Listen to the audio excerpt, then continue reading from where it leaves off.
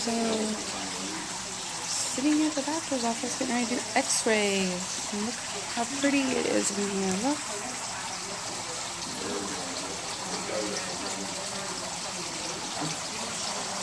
Don't you think we should do that to my house? I think I need that in my house.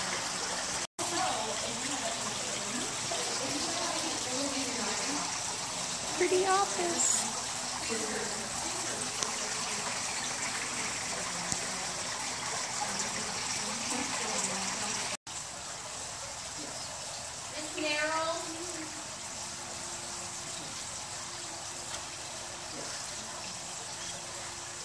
Okay.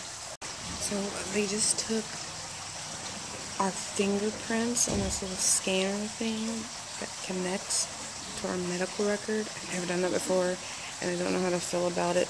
I think it's weird, creepy, government spying on me, alien witchcraft technology. I was just like, what the fuck is this shit?